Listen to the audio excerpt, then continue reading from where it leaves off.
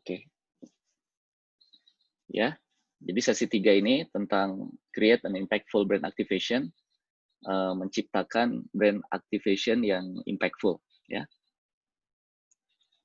Jadi brand activation itu, tadi, ini kalau diibaratkan, efeknya itu seperti reaksi fusi dari bom ya. Eee, Kalau reaksi fusi itu kan satu, eee, elemen ya, itu bisa menghasilkan ledakan 10, kemudian masing-masing yang 10 itu ledakannya 10 lagi, maka disebut juga biasanya secara fisika kan itu eksponensial ya. Jadi kalau 10 berarti tadi 10 pangkat N gitu. Nah, maka ketika kita membuat brand activation itu efeknya harus seperti itu. Ya, seperti reaksi fusi dalam bom. Ya, uh, ada 4 sebetulnya integrated marketing communication itu secara konsep. Brand activation itu adalah salah satu di antaranya. Dan kalau kita lihat ini bentuknya ya, uh, integrated marketing communication itu dia disebut integrated ketika melibatkan elemen-elemen yang saling melengkapi satu sama lain ya. Yang paling kita kenal adalah media and advertising. Ini iklan lewat media ya. Dan ini kita bahas lebih banyak di sesi 2 kemarin tentang key brand benefit dengan reason to believe. Dari insight itu dikomunikasikan lewat channel komunikasi dalam bentuk iklan ya. Iklan itu bisa above the line, yang sifatnya above the line itu di atas garis ya, itu maksudnya adalah sebetulnya untuk kita mengenal ya, above the line itu lewat udara gitu. Jadi seperti iklan TV, iklan radio, termasuk internet, dan iklan yang below the line, di bawah itu. Jadi yang sifatnya di lapangan ya. Seperti flyering, pasang poster, promo di toko dan sebagainya ya. Kemudian yang kedua public relation, ini lewat media, jurnalis ya, wartawan. Biasanya ini digunakan ketika kita meluncurkan produk baru ya. Supaya efek medianya luas, para wartawan dari berbagai macam media yang punya pembaca atau pemirsa yang menjadi target audiens kita itu diundang di satu tempat, kemudian kita bikin press conference ya. Itu press conference itu jangan salah, itu adalah merupakan inisiatif marketing ya, bukan bukan sekedar aktivitas biasa-biasa gitu, tapi itu aktivitas marketing. Kontennya harus diatur. Bahkan press release itu umumnya dibuat oleh pemilik brand supaya wartawan itu nggak asal nulis gitu ya. Kita harap mereka menulis apa yang ingin mereka tulis. Makanya dibuat press release ya, yang diatur semuanya. Dan itu isinya ngebagus-bagusin merek itu ya. Nah, kemudian yang ketiga adalah direct marketing. Walaupun sekarang ini sudah sangat jarang, karena lebih banyak sekarang direct itu bukan lagi menggunakan media yang sifatnya fisikal ya, seperti surat atau flyer kalau dulu. Sekarang lewat digital media ya, email marketing, WA blast, WA marketing gitu ya. Itu termasuk direct marketing. Walaupun tadi itu bisa juga dikatakan above the line ya, tapi karena dia langsung ke target audience yang one on one, maka itu disebut direct marketing. Kalau media advertising, iklan itu one to many. Jadi satu komunikasi masuk ke channel komunikasinya, misalkan TV atau radio, yang dengar kan siapapun gitu ya, banyak orang. Tapi kalau direct marketing itu ini sangat personal. Kita brand owner ke personal orangnya gitu. Makanya di direct marketing itu kalau sekarang penting kita untuk mengkapitalisasi identitas si konsumen kita ya. Dan harta yang paling berharga dari data konsumen kita itu adalah pertama email, kedua nomor WhatsApp. Kalau sekarang ya nomor WhatsApp. Kalau dulu PIN BlackBerry pas zamannya, atau sebelum ada BlackBerry adalah nomor handphone ya untuk SMS-an. Jadi ternyata berubah juga ya selama mungkin 10 tahun terakhir. Direct marketing dulu tuh lewat SMS blast. Kita dapat promo itu kan lewat iklan segala macam tuh lewat SMS ya. Kemudian BlackBerry pernah dimonetisasi nggak ya? Rasanya nggak ya waktu itu. Karena memang mereka gagal, kayaknya kurang canggih tuh BlackBerry itu di masanya ketika dia besar, dia tidak mengkapitalisasi brand-nya untuk ke tahapan berikutnya, ya. Sehingga ketika ditemukan platform yang lain, dia mati, ya. Nah, sekarang WhatsApp ya, penggunanya hampir sangat banyak, khususnya generasi milenial dan generasi X ya. Kalau generasi Z sekarang kayaknya sudah banyak Line ya. Nah itu adalah berbagai macam media untuk direct marketing ya, dan termasuk email. Kenapa email dengan nomor WhatsApp ini dibedakan? Karena itu akan membedakan kontennya. Kalau kita punya email dari konsumen, kita bisa membuat kontennya lebih banyak, lebih lengkap ya. Email kan kita bisa memasukkan teks, gambar, bahkan video ya. Kemudian link-nya tuh bisa, kalau diklik tuh bisa ada namanya call to action, pergi ke tempat lain ya, URL-nya ke landing page yang memang kita harapkan ketika konsumen ngeklik gitu. Tapi kalau SMS rasanya ada juga ya. Sekarang sih kalau smartphone yang terima link-nya bisa ada juga, tapi biasanya orang sudah nggak pakai SMS. Kalau WhatsApp itu ada image ya, ada gambar juga yang bisa dimasukkan ke situ. Itu direct marketing ya.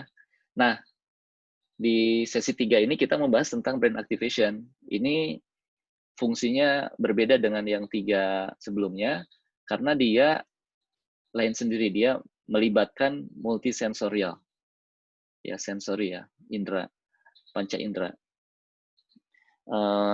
Kan kalau kita perhatikan media advertising itu hanya, mungkin kalau bentuknya iklan, itu yang terlibat inderanya konsumen itu hanya matanya ketika nonton dan telinganya ketika dia mendengar voice atau sound atau apapun ya dari konten itu. Public relation umumnya hanya melihat dengan mata karena baca berita. Direct marketing itu juga umumnya mata ya, hanya baca.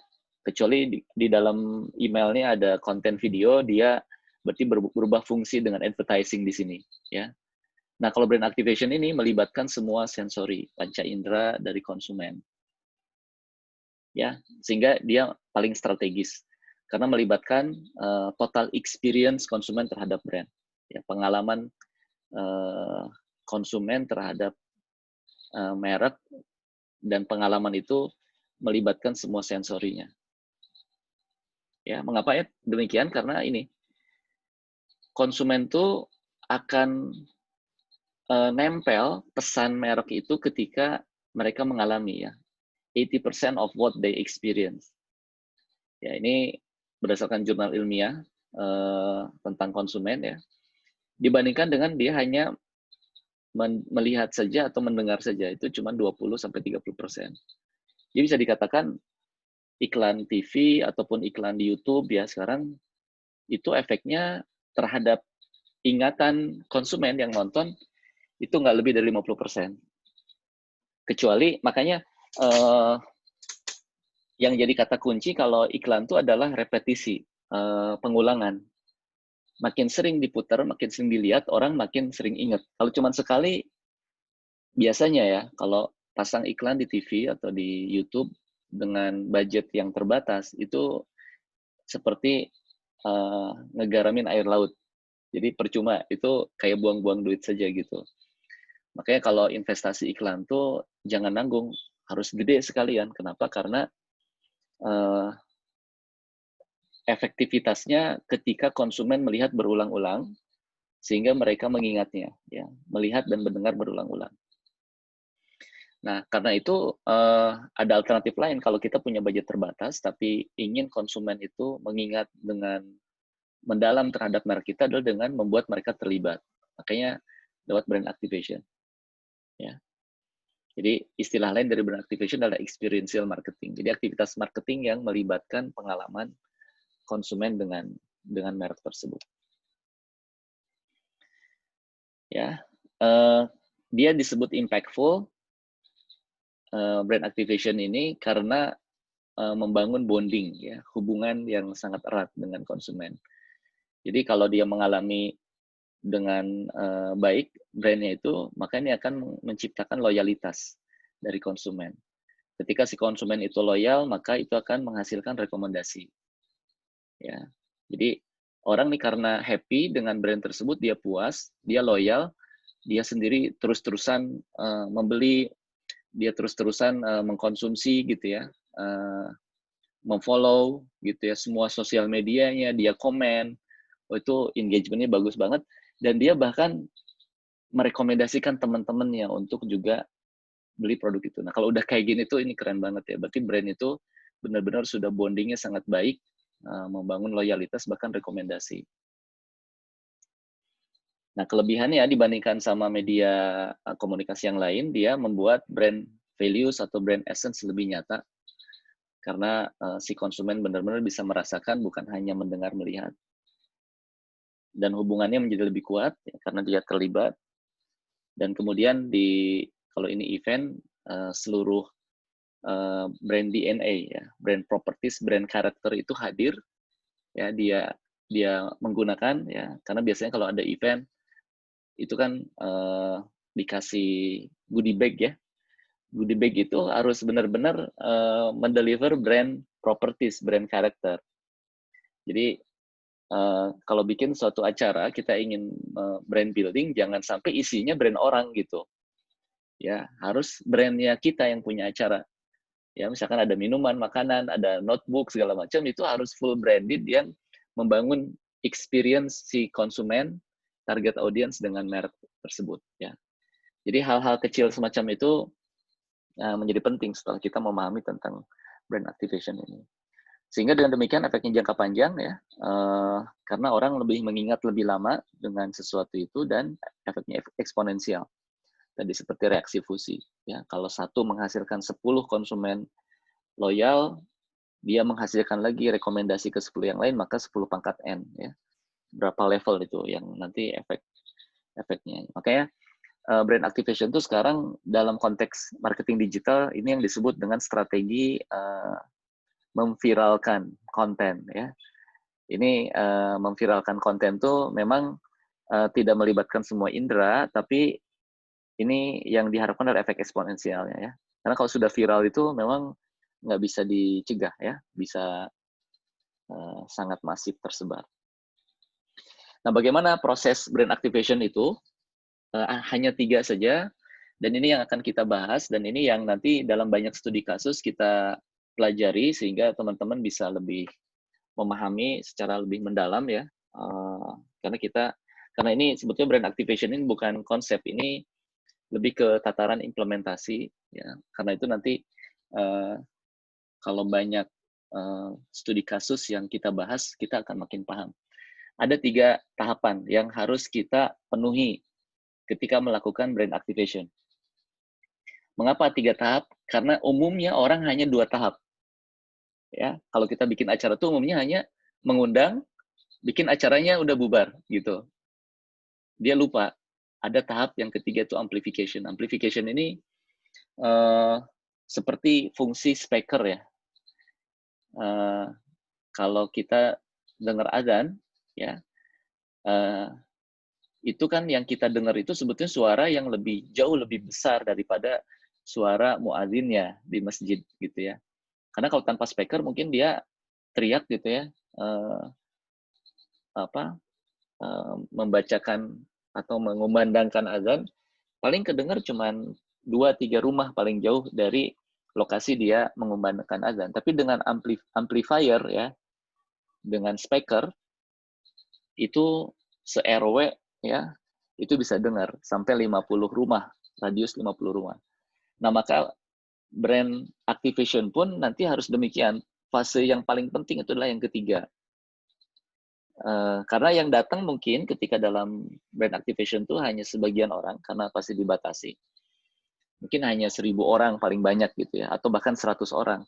Tapi kita ingin yang dapat efek dari experience ini bukan 100 orang itu, tapi 100 kali 10, bahkan 100 kali 100, 10.000 orang. Nah, itu lewat fase amplification ya.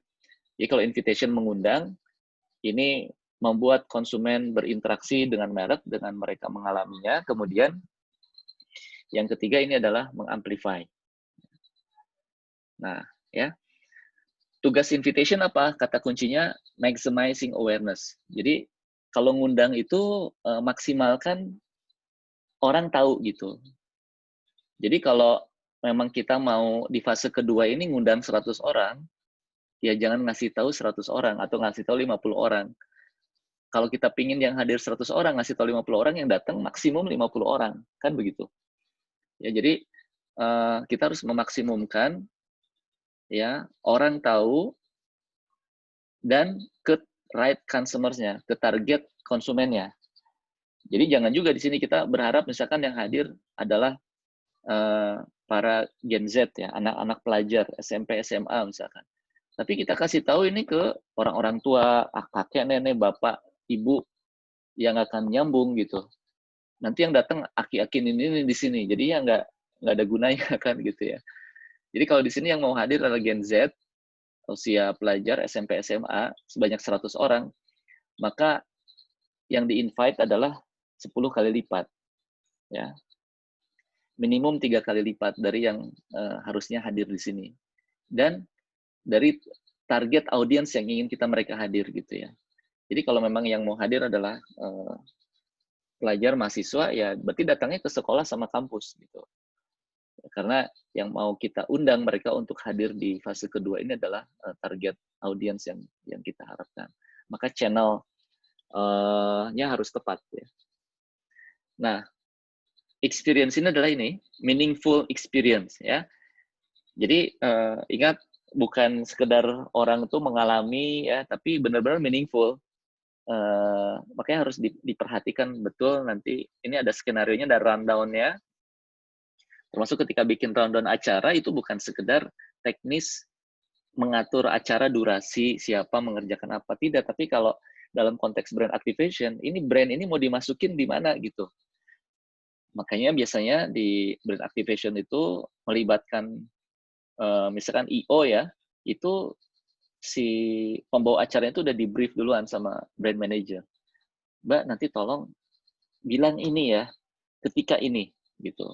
Ketika penyerahan hadiah, tolong brandnya ini diangkat, diumumkan dengan benar sebutannya kayak gini. Karena kadang saya dulu ada brand, orang tuh kadang suka salah spellingnya gitu ya. Apalagi kalau yang ngomong orang Indonesia, itu brandnya harus dibaca dalam bahasa Inggris, misalkan Dulux ya. Itu Dulux atau Dulux gitu. Itu kadang suka salah. Kita harus mengedukasi secara konsisten. Di Indonesia ini Dulux apa Dulux ya. Karena kalau di Amerika tuh bacanya Dulux, tapi kalau di Belanda dibacanya Dulux gitu. Nah, di Indonesia ini mau disebut apa? Kita harus konsisten. Bahkan sesederhana itu ya. Si pembawa acara atau MC itu ketika brandnya expose itu harus di brief. Ya, supaya konsumen juga nanti ngikutin gitu ya. Nah, yang menarik sekarang tuh GoPay ya. Itu kalau kita perhatikan para pedagang kecil ya, UKM itu mereka nyebutnya bukan GoPay, GoPay ya. GoPay. Ya begitulah mereka membacanya literal gitu. Jadi bukan berdasarkan spelling bahasa Inggris, tapi itu harus kalau memang si brand owner ingin membuat mereka spellingnya benar, GoPay, ya itu harus konsisten disampaikan dalam iklan ya, dalam misalkan event-event tertentu, bahkan dalam brand activation ketika di lapangan mereka hadir, ya harus disampaikan seperti itu.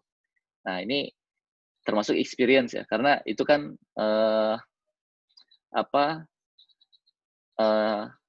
termasuk mungkin ini taste ya, dari mulut gitu ya. Kalau taste kan umumnya ini dirasakan dalam konteks makanan ya. Tapi ketika itu si konsumen mengatakan merek itu, yaitu termasuk ini ya. Indra, salah satu indera kita kan sebetulnya lidah ya, atau bahkan lisan tuh kan termasuk untuk bicara juga. Nah, ini makanya harus meaningful experience for consumers that reflect the essence of the brand. Ya, merefleksikan esensi dari brand. Ya, and deliver against objective. Ya, dan tergantung brand activation-nya ini tujuannya apa. Begitu ya. Jadi belajar brand itu atau marketing ya, umumnya orang tuh melihatnya marketing itu hanya creativity. Pokoknya kelihatan bagus, keren, tulis desainnya bagus, udah selesai. Ternyata enggak. Marketing tuh a half is creativity, another half is science. Ini adalah science, knowledge, dan ini dikembangkan secara bertahun-tahun, bahkan ratusan tahun sama para pemilik brand global. Ya. Nah, kalau kita nggak ngerti, biasanya ruhnya itu hilang. Ketika kita bikin desain, ketika kita bikin event, pokoknya yang penting jalan aja gitu. Padahal nggak begitu ya.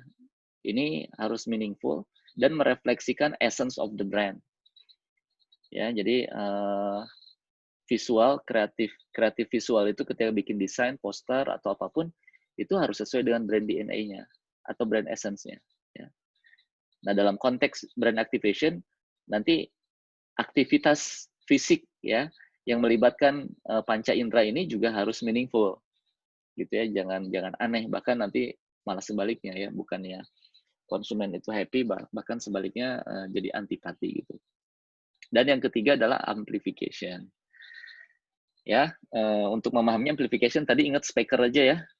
Cara bagaimana speaker itu membuat suaranya itu lebih keras, louder. Ya. Driving the experience to achieve impact and reach much bigger audience. Kata kuncinya ini, reach much bigger audience. Jadi menjangkau audiens yang lebih luas, lebih besar. Ya, seperti speaker di masjid itu kan tujuannya menjangkau, suaranya menjangkau audiens lebih luas. Nah, maka dalam brand activation nggak selesai di sini. Fase amplification, karena di marketing kita pingin banyak orang yang tahu ya. Itu lewat amplification.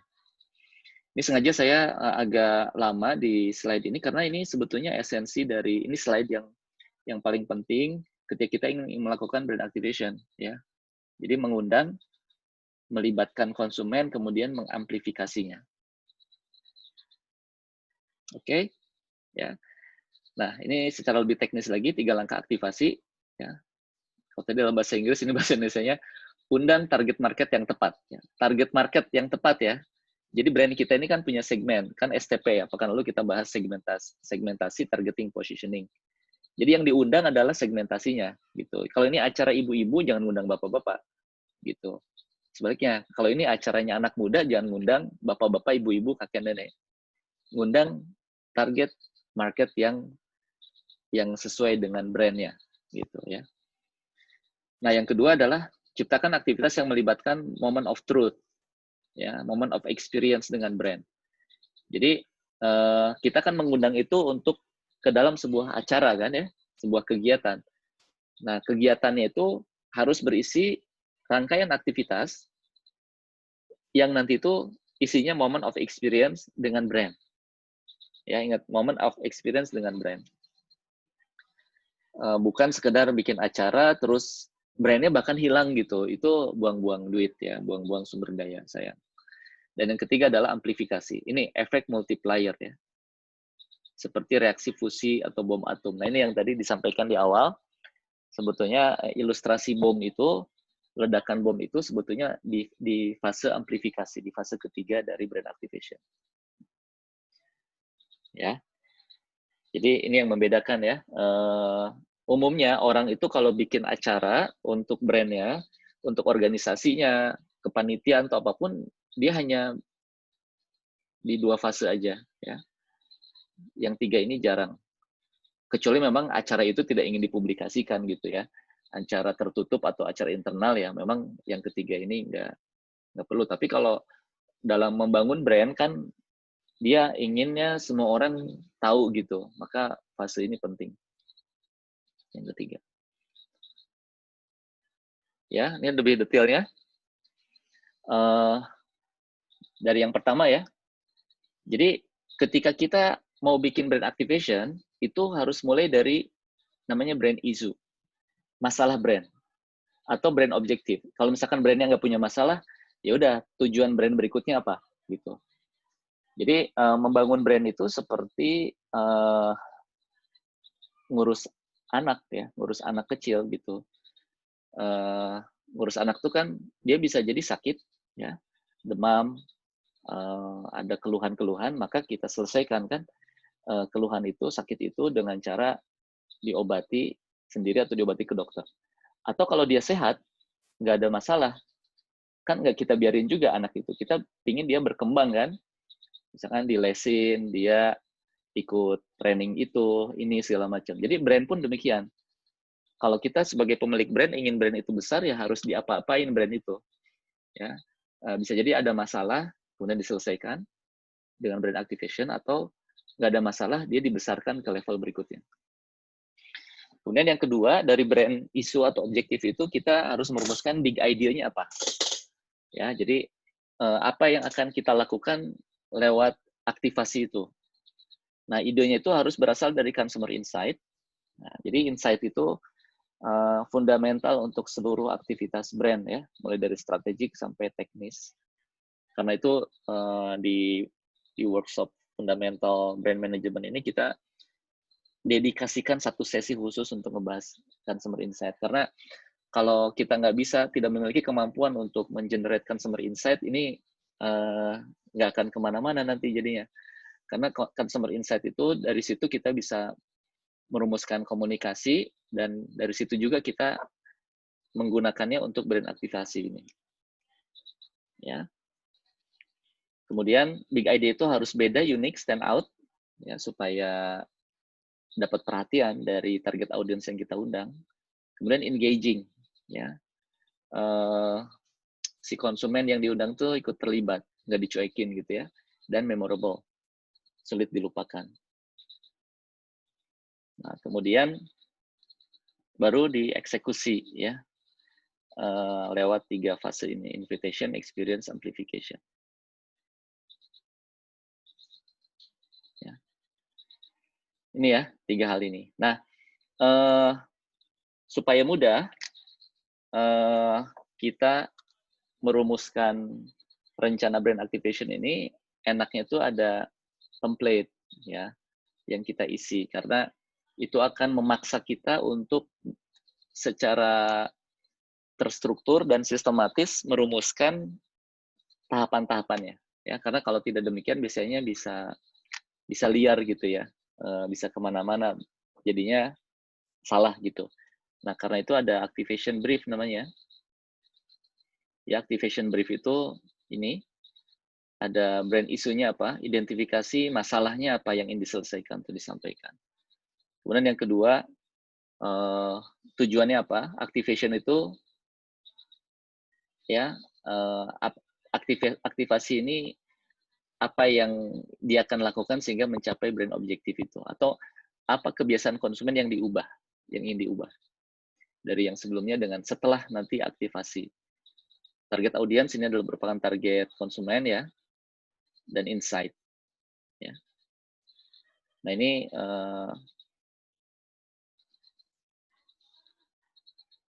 brand job atau brand issues ya, nomor 2, ini 1, 2 ini tujuannya untuk supaya fokus dan tajam ya. Sedangkan target audiens ini memastikan big idea menjawab masalah konsumen. Nah, yang terakhir adalah aktivasi prosesnya, invitation, experience, amplification. Ini bahkan kalau bisa kita checklist nih, ya, panca inderanya apa, aktivitas yang berhubungan dengan penglihatan konsumen apa, pendengaran konsumen apa, cicip-cicip ada nggak, sentuh, bau ada nggak gitu ya. Makin seluruhnya terlibat ya dalam aktivitas itu akan hasilnya akan lebih impactful. Ya, memastikan impactful consumer sensorial experience. Begitu ya, teman-teman sekalian, kebayang ya? Jadi seperti itu secara tahapan konsepnya. Nah, studi kasusnya apa? Kalau buat saya ada satu brand yang sangat inspiratif dalam hal brand activation ini, ya. Makanya mungkin sebelum nanti kita ada juga beberapa studi kasus yang lain, tapi kita mulai dari situ dulu, yaitu Coca-Cola. Ya, Coca-Cola itu brand essence-nya apa? Ada yang bisa nebak? Ini ya, ini dari jurnal nih.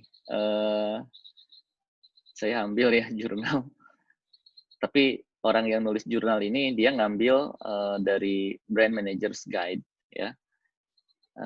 Coca-Cola itu sendiri. Ternyata Coca-Cola itu kalau kita lihat di sini personality-nya happiness, refreshing, sharing, always atau everywhere.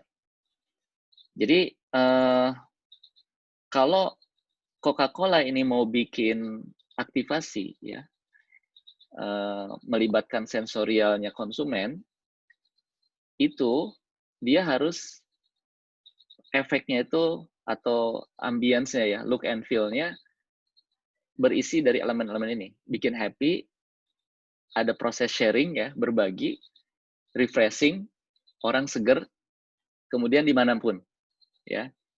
Jadi kebayang ya, jadi ketika bikin acara itu nggak asal gitu, justru dia harus connect ke brand DNA-nya.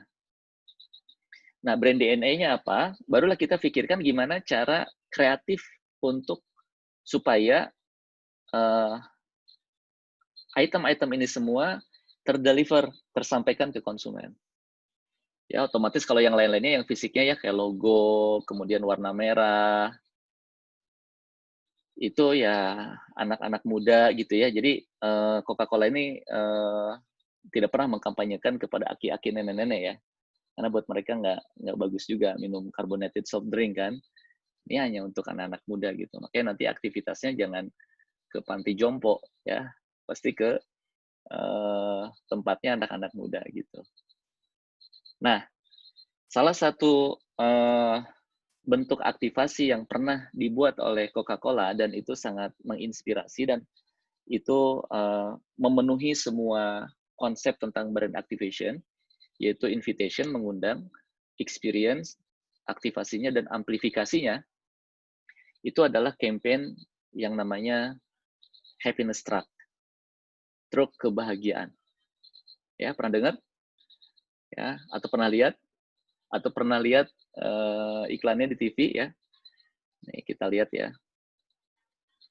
Jadi saya sudah, nah ini, kita nonton ya. Sebentar ini saya kayaknya harus lepas dulu ininya.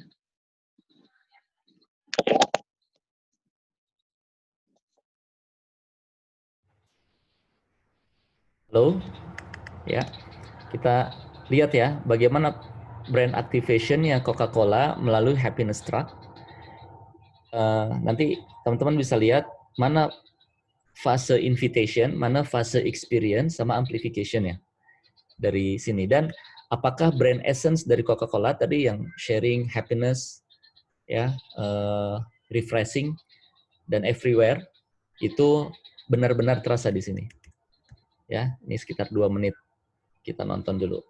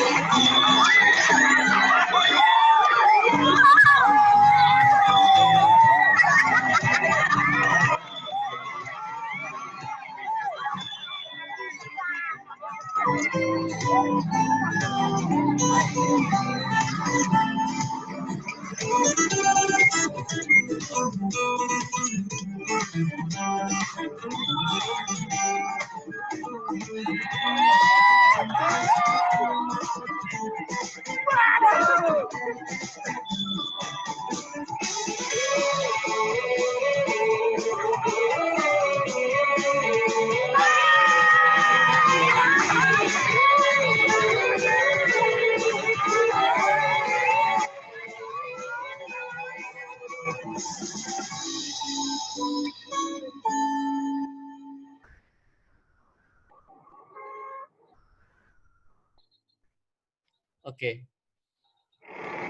menarik ya. Nah, ini adalah contoh brand activation yang keren banget ya. Saya mengakui ini creative agency-nya, brand agency-nya Coca-Cola ini memang keren banget. Dan mereka secara konsisten bikin aktivasi happiness track ini di hampir seluruh negara di dunia ya. Jadi ini membuktikan bahwa brand essence itu konsisten, mau Coca-Cola Indonesia, Coca-Cola UK ya, Coca-Cola di Amerika segala macam itu konsisten. Itulah pentingnya brand essence tuh konsisten jadi rujukan daripada brand manager. Kalau kita lihat ya, ini kita analisis ya. Jadi Coca-Cola itu kan tadi kalau kita lihat brand essence adalah happiness, sharing happiness, berbagi kebahagiaan. Jadi aktivasinya itu harus mendeliver esensi itu, bagi-bagi kemudian bikin orang happy gitu. Dan kalau kita lihat ini dari sisi brandingnya konsisten banget. Ini brand propertiesnya muncul semua, logonya, merahnya. Sama ini nih, icon. Dipikir-pikir kan ngapain sih ini ada gambar botol gitu ya di sini. Kayaknya nggak proporsional banget. Tapi ya ini adalah bagian dari brand properties dia.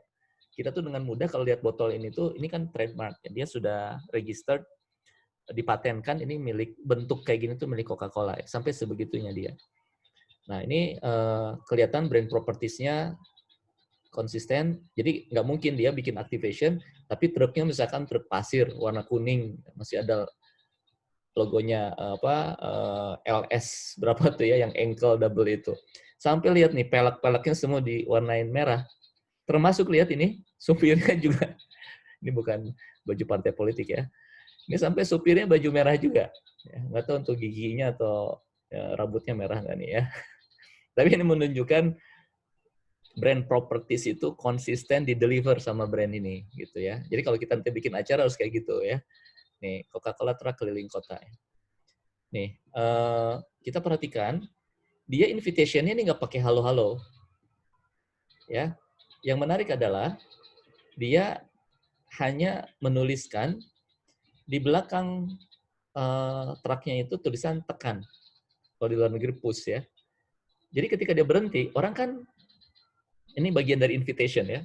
Orang kan penasaran, orang kemudian datang mulai dari satu orang, ditekan sama dia, ternyata muncul berbagai macam produk ya. Pasti yang jelas Coca-Cola yang keluar, ini sharing ya.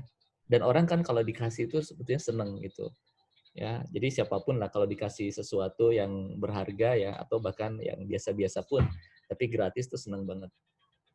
Tentu orang langsung akan relate, ini Coca-Cola baik banget sih. Tapi yang efeknya dari sini apa? Kalau seandainya mereka hanya sekedar sampling gitu ya, ada misalkan 5 orang SPG keliling, kemudian dia bagiin produk itu. Ini beda efeknya dengan brand activation seperti semacam ini. Kita lihat efek crowded yang ditimbulkan ini sangat banyak. Ya, orang datang dengan sukarela gitu ya karena pingin tahu gitu. Dan ternyata ketika ditekan nggak mesti dapat satu Coca-Cola, bisa banyak gitu ya. Sehingga yang di belakang tuh makin curious, makin penasaran sebetulnya dapat apa lagi ya, dapat boneka lah, ya dan lain sebagainya. Nah, ini bentuk experience. Ya, ini ada touch, ada tadi taste, minum ya. Hear, rasanya si truk itu membunyikan tadi ya jingle Coca-Cola yang sangat unik itu. Jadi pendengarannya ada, kemudian touch-nya ada, taste-nya ada, see-nya ada, ya. Kemudian apa lagi? Ya. Nah ini ya. Dan dia pergi ke tempat-tempat yang memang menjadi target audience ya, anak-anak muda. Walaupun yang datang kemudian ada nggak bisa dikendalikan ya, ya bisa siapapun. Itu secondary target ya. Nah, kebayang nggak teman-teman sekalian ketika tadi ya di salah satu fasenya itu di sini ada ibu-ibu yang dapat tumpeng ya. apa yang terjadi kira-kira ketika ibu itu bawa tumpangnya itu ke rumahnya? Dia pasti akan cerita. Dan itulah word of mouth, ya. Dia pasti cerita si ibu-ibu itu, dan yang dengar cerita si ibu itu berapa orang? Minimal keluarganya dan tetangganya yang ngelihat dia bawa tumpeng sepanjang perjalanan. Pasti orang tahu itu ada apa sih? Oh, itu ada Coca-Cola segala macam. Itulah efek word of mouth. Jadi efek amplifikasi dari aktivasi ini sebetulnya dengan sendirinya akan terjadi karena memang model aktivasinya yang unik, menarik gitu ya. Anak ini juga nih, ketika dia dapat mobilan, dia pasti cerita ke teman-temannya, ke orang tuanya. Ini dari mana? Coca-Cola, segala macam. Padahal mungkin target audience dari target market dari si Coca-Cola bukan anak ini, tapi orang tuanya gitu ya. Jadi, nah ini, ibu ini pasti ketika balik ke rumahnya tuh pasti akan cerita. Lihat, happiness. Jadi, bikin happy gitu ya. Ini keren banget sih. Ini ibu-ibu bawa dapat mobilan gitu ya. Dan yang keren lagi adalah ketika dia masuk ke target audience yang memang anak-anak muda di sekolah. Ini satu sekolah pasti antri gitu ya. Dan yang paling emosional adalah ketika, dan sengaja ini tentu pasti ada orang di dalam ini yang tahu siapa yang datang gitu, dan dia akan memilihkan hadiah yang tepat buat orang yang ada di situ. Dan ketika ada seorang anak cewek ini dikasih bunga ya, dan ternyata di situ ada poster waktu itu J-Rock ya,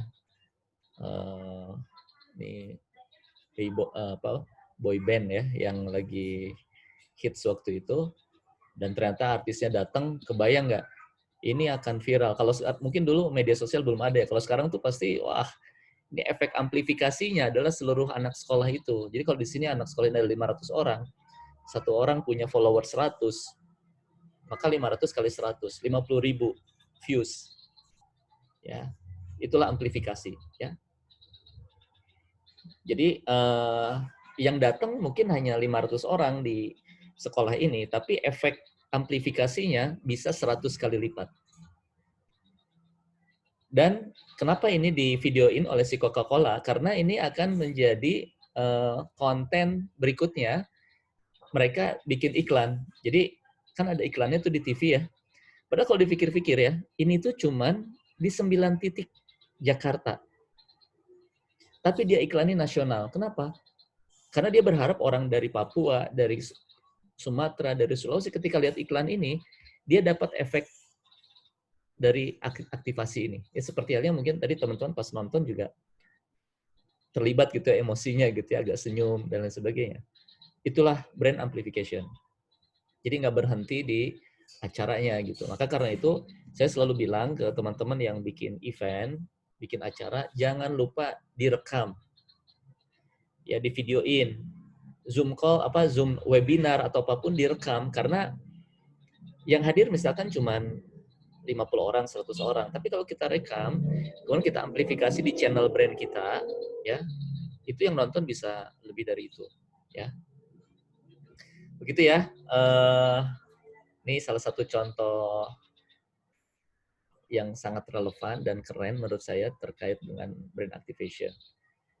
Baik, ini saya akan kasih studi kasus yang lain supaya pemahamannya lebih dalam. Yang awalnya itu adalah masalah brand, masalah isu brand. Jadi teman-teman masih ingat ya, ada Citra ya. Waktu itu ini brand lokal yang diakuisisi sama Unilever. Jadi Citra itu adalah produk pelembab lokal ya. Dia brand lokal.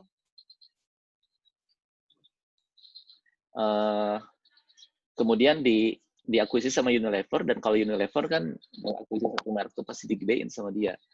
Nah, tugas Unilever itu adalah, masalahnya Citra itu dikenal sebagai merek lokal. Padahal dia pingin ini jual ke seluruh Indonesia, bahkan di luar Indonesia. Nah, maka dari brand isu ini dia berpikir gimana caranya Citra ini jadi brand Asia. Bayangkan, Asia itu kan berapa banyak negara tuh ya, sampai Jepang, sampai China, itu Asia. Nah, tujuannya adalah menaikkan image Citra sebagai brand modern Asia. Dibayangkan dari lokal brand Indonesia mau jadi merek level Asia. Nah, maka activation adalah membuat konsumen punya pengalaman bersama Citra untuk berbagai macam treatment kecantikan modern Asia. Jadi brand activation itu muncul, idenya bukan muncul begitu aja, tapi ada masalah apa nih, tujuan brand ini apa? Maka itu kemudian dibantu ya dengan mendesain brand activation yang relevan. Nah, maka idenya dengan tujuan activation semacam ini, maka dia bikin rumah cantik Citra. Ya. Dulu ya pernah sempat ada iklannya di TV dan sebagainya. Tapi lihat nih, A House of Asian Beauty. Rumah cantik Citra itu a house, rumah of Asian Beauty, dari kecantikan orang-orang Asia. Nah, yang menarik adalah lihat, ini kan konsep idenya ya, briefnya, activation briefnya. Apa yang dilakukan sama si Citra ini, aktivasinya adalah dia bikin berbagai macam fasilitas treatment kecantikan Asia. Jadi berbagai macam pijat ini untuk perempuan ya, shiatsu, Himalayan, dan lain sebagainya gitu, ya, face massage. Yang bukan lagi ini pijat krok gitu ya, atau pijat apa Cimande dan sebagainya. Ini nama-nama pijatnya tuh sengaja dia leverage ke level Asia. Ya, Himalayan tuh daratan Cina ya, shiatsu Jepang ya. Jadi untuk membangun image brand itu supaya ke level Asia, dia bikin aktivasinya seperti itu. Talk show ya tentulah. Ya. Yoga kan sebetulnya bukan dari Indonesia kan, dia India kalau nggak salah ya, Asia juga. Nah, dia invite ya lewat ini, medianya juga yang relevan ya. Kalau nggak salah nih apa ya, majalah-majalah perempuan lah gitu ya, di website, di TV, kemudian amplifikasinya dia sama juga di TV sama website. Tapi tahukah teman-teman semua bahwa ternyata rumah cantik Citra tuh nggak ada 100 atau 1000 titik. Dia cuma ada di 3 titik saja. Surabaya, Jogja, Bandung. Tapi amplifikasinya yang kita rasakan seolah-olah ini ada di mana-mana gitu. Itulah pentingnya amplifikasi. Ya. Jadi 3 titik ini dibuat, mungkin yang datang cuman ya bisa jadi nggak lebih dari 100 orang juga. Tapi mereka itu dibikin minta testimoninya, fotonya, kemudian pengalaman dan segala macam, dan itu yang dikapitalisasi lewat media. Itu lewat TV ya. Jadi orang yang mungkin di luar Surabaya, Jogja, Bandung ini, termasuk Jakarta, di luar itu melihat, oh Citra begitu ya, oh keren ya. Atau bahkan yang baca baca majalah, ketika itu diamplifikasi lewat media ya, mereka akan ngelihat gitu, seolah-olah merasakan. Itulah, jadi brand activation tuh bisa jadi audience yang punya experience-nya sedikit saja, the few, tapi ketika diamplifikasi terus the mass, ya harus 10-100 kali lipat dari itu. Jadi seninya di situ ya, mengundang target audiens yang tepat, bikin big idea-nya, kreatif approach-nya seperti apa, target audiensnya dia terlibat, direcord, direkam, testimoninya, didokumentasi, foto segala macam, baru kemudian diamplifikasi. Nah sekarang tuh kita punya media amplifikasi yang sangat murah, yaitu media sosial. Ya kalau dulu kita ini lewat TV sama lewat radio ya, yang biaya iklannya sangat tinggi gitu. Ya, kalau sekarang media sosial dengan sangat mudah kita jadikan amplifikasi. Itu ya. Yang kedua, Anlin. Kalau dipikir-pikir coba ya, Anlin ini apa? Ini kan produk susu. Dia sangat niche, sangat segmentasinya sangat spesifik banget. Dia tuh susu untuk perempuan. Terus yang kedua, perempuan yang punya masalah kalsium, osteoporosis. Ya, kalau dipikir-pikir, ini nggak akan gede-gede ini, Anlin ini. Karena orang yang punya masalah keropos tulang itu hanya sebagian kecil dari wanita, dan kemudian juga hanya wanita saja, laki-laki nggak masuk gitu ya. Sehingga dia berpikir gimana caranya supaya Anlin ini, brandnya ini ke level berikutnya, pasarnya makin gede. Ya, jadi kurang lebih seperti itu ya. Kita pun kalau punya brand harus mikir kayak gitu. Ini kok brand kita ini misalnya stagnan, gimana supaya lebih gede lagi? Isunya apa? Masalahnya apa? Nah, maka dia melakukan repositioning brandnya supaya dia digunakan bukan hanya untuk orang yang punya osteoporosis, ya, bukan hanya untuk nenek-nenek atau yang sudah lanjut usia yang punya masalah kropos, tulang kropos ya. Nah, yang dia lakukan adalah dia melakukan movement campaign, ya. Jadi kampanye bergerak, ya, jalan kaki. Dia dapat penghargaan waktu itu, bahkan dari Asian Marketing, dan apa yang terjadi, dia membuat market share-nya double, ya, hampir double, dari 43 ke 72. Dan yang terlibat banyak orang, ya, sampai 250.000 orang. Nah, apa kampanyenya? Gerakan 10.000 langkah.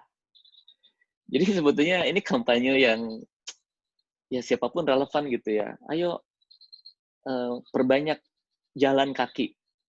Jadi pertama 10.000 langkah, ayo melangkah bersama Enlin, sama yang baru yang ketiga, Indonesia melawan osteoporosis. Karena mereka memframing bahwa osteoporosis itu penyebabnya adalah karena waktu muda mereka tidak cukup olahraga, yaitu dengan bergerak supaya tulangnya kuat, dan tidak cukup asupan kalsium ketika muda. Ujung-ujungnya sebetulnya jualan. Untuk anak-anak muda, mereka berharap mereka mengkonsumsi Anlin sejak muda, gitu, ya. Nah, yang terjadi adalah ya ini, ya, dia pakai endorser yang memang ke segmen cewek banget, Indy Barons ya. Kemudian membangun awareness of osteoporosis ya.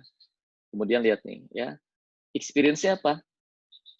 Gerak jalan sama gerak-gerak tubuh aja gitu. Sesimpel itu, karena brand essence-nya melatih tulang supaya terbiasa bergerak sehingga kuat gitu ya, dan ujung-ujungnya jualan gitu. Bahkan SBY juga ikut ya itu. Begitu ya. Itu Anlin. Dan banyak juga nih, Aqua juga sama. Nah, isu Aqua apa? Kan semua air minum itu disebut Aqua kan, generic name. Nah, marketing objeknya dia ingin mendiferensiasi sebagai healthy mineral water brand. Maka yang dia lakukan adalah membangun create brand experience to healthy life with Aqua. Ini dulu ya, sekarang dia konsisten merepositioning brandnya itu punya diferensiasi lah, bukan air minum biasa. Ya. Jadi ya begini, jadi bikin brand activation tuh bukan sekedar masalah kreativitas, supaya keren itu gini-gini, bukan. Seperti halnya bikin desain, poster, banner, bukan sekedar supaya keren, bagus, tulisannya bagus, bukan. Itu harus connect ke brand DNA, ya, ke brand essence. Dia punya masalah apa, brand itu mau diselesaikan dengan cara seperti apa, baru idenya masuk. Ya. Gitu ya. Sampurna Hijau, ini udah mau mati, brand. Declining ya, penjualannya 30 tahun, sleeping brand, jadi ada tapi nggak dibunuh, nggak dimatiin. Dia ingin rejuvenate, ingin remajakan supaya salesnya naik, maka dia bikin acara budaya hidup rame-rame. Ya, jadi karena biasanya rokok kayak gini tuh orang katanya ngumpul gitu ya, lagi nongkrong, pos kamling dan sebagainya. Dia bikin parade beduk dan sebagainya. Kemudian yang waktu itu sangat tenar ya, nggak ada lu nggak rame. Ini jadi viral, disebut orang kan ya, jadi campaign-nya itu kena banget sehingga pada akhirnya dia kemudian hidup lagi tuh, brand-nya, sales-nya naik lagi. Ya, nah ini dari insight. Ya, nggak ada lu nggak rame itu ini sebetulnya guyub ya, ngumpul-ngumpul gitu. Karena biasanya pas lagi ngumpul tuh biasanya segmen target audience mereka ini pada sambil ngerokok gitu. Jadi itulah pentingnya insight, kemudian creativity, brand issue, ya. Nah, nggak ada lu nggak rame itu kan kalau main beduk kayak gini, kalau cuman satu orang nggak seru, 3 orang, 1 orang hilang aja, jadinya musiknya yang dihasilkan beda gitu ya. Jadi filosofinya begitu. Ini juga nih ya, sama berbagai macam aktivasi itu pasti berhubungan sama brand essence-nya. Ya, hasilnya the brand become a big brand in Sampurna Corporation ya. Selain di Samsu, dia dapat rekor muri, kemudian salesnya naik, yang jelas itu ya. Secara bisnis tercapai ya. Dan seterusnya ya. Ini saya nggak perlu teruskan, mungkin cukup sampai di situ. Jadi demikian teman-teman sekalian, ini adalah sesi terakhir dari Brand Management Fundamentals, yaitu tentang create an impactful brand activation. Ya, intinya adalah yang kita pelajari dalam 3 sesi ini semuanya merujuk ke sini, ke brand DNA. Ya, kita di sesi pertama kita membahas tentang insight, bagaimana 3 elemen pertama ini di-generate, dieksplorasi.